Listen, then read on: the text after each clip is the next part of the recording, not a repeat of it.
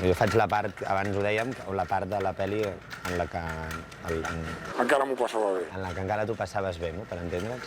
I penso, hòstia, quin és el primer cop que tu se't planteja l'oportunitat?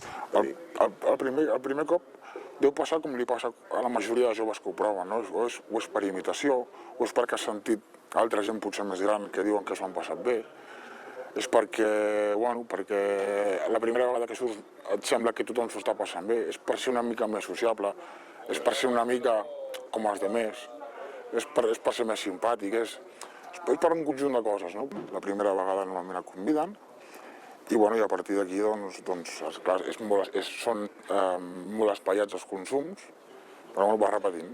Quants anys tenies, Quants anys tenies quan el primer cop que vas consumir? Uns 14 anys. L'alcohol vaig començar a provar-ho als 14 anys, hachís als 15, 14-15... I cocaïna una mica més endavant. 16, 17, 16 anys potser tenia. I ara quines edats creus? Bueno, estem així. En aquella època potser era habitual començar un pèl més tard, però jo penso, per lo que escolto, per lo que veig, per lo que llegeixo, que el jovent ja comença també molt d'hora. Era una mica la persona líder, la persona que animava a sortir, que buscava els jocs, que aconseguia la droga...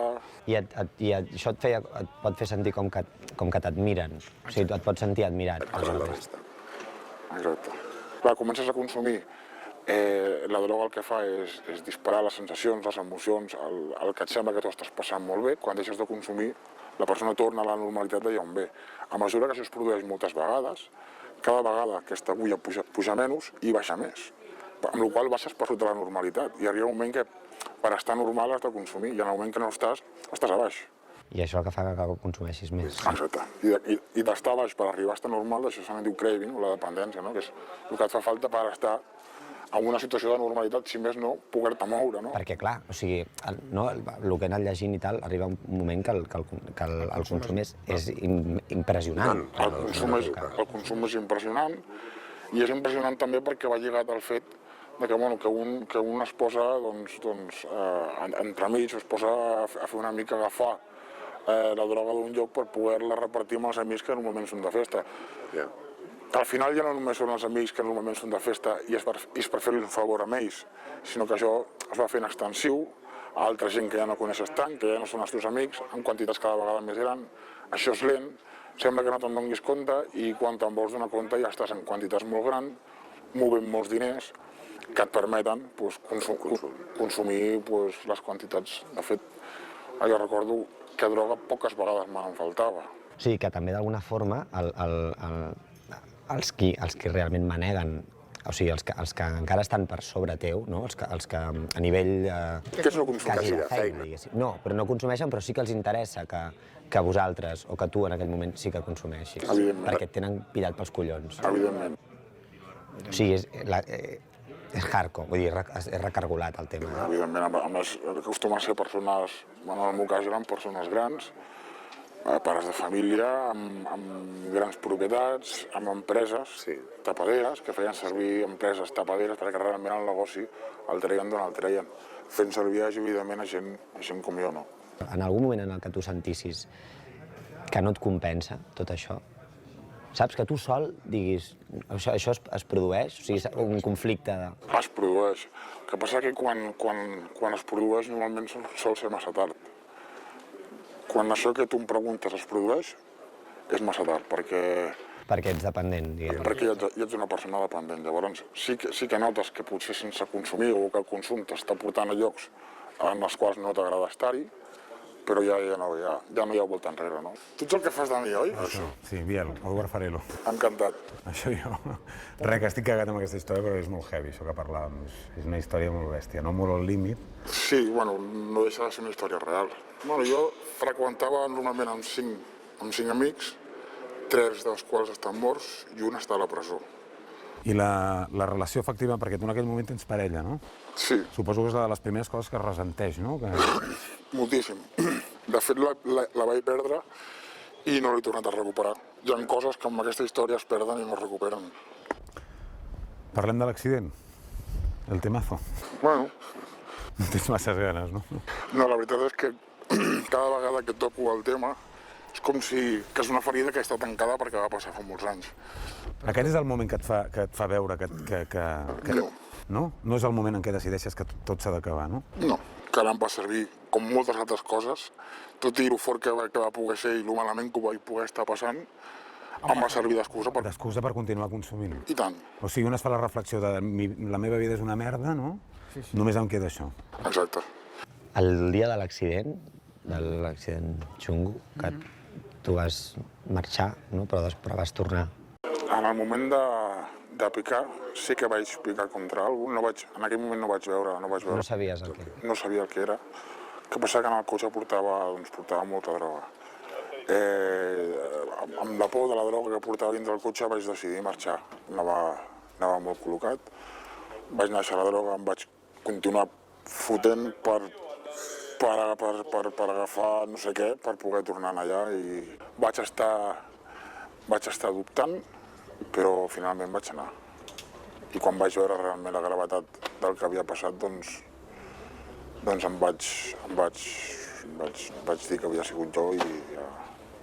O sigui, que va ser un atac de consciència, d'alguna manera. Exacte. Dintre de tot, vas tornar. Sí, però tot... Era molt més fàcil haver marxat i seguir. Vull dir, vas marxar, però haguessis pogut... Sí, estic convençut que si no hagués anat com anava i hagués portat el que portava... T'haguessis quedat d'entrada. M'hagués quedat d'entrada. I el sentiment de culpa de l'accident aquest hi és? O tu penses que és un accident i que li podria haver passat a qualsevol altra persona en una circumstància normal, sense haver consumit? No, hi és perquè si no s'hagués estat consumint, sí que et poden passar accidents, però un no reacciona de la mateixa manera. Ni ho viu de la mateixa manera, ni segurament a les 6 del matí no hagués estat en aquella carretera. I amb l'estat en què estava, i amb el cotxe tal com el portava. Vull dir, haguessin canviat coses. No sé el què, però de la mateixa manera segur que no. La veritat és que és una experiència desagradable que a dia d'avui encara quan la recordo fa mal. Les seqüeles físiques probablement un les porta sempre, no? Però les emocionals, no? Es queden allà. Són les que més tarden. I sempre les tindràs. De fet, jo considero que és una de les coses que un no mai ha d'oblidar per no tornar-hi. Per no tornar-hi. I aquesta història, o sigui, de la mentida contínua, suposo, no? A la parella, a un mateix, no? A la parella, a un mateix, a la família...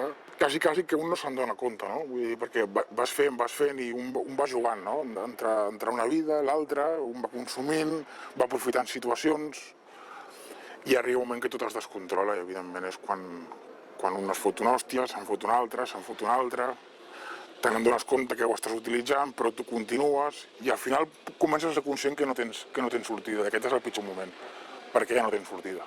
I per no sortida, si en tinc que morir, doncs millor que mori avui, i en lloc de 5 són 10, i en lloc de 10 poden ser 15, i al mateix següent no et mores, tornes a aixecar perquè el cos ha anat agafant tolerància.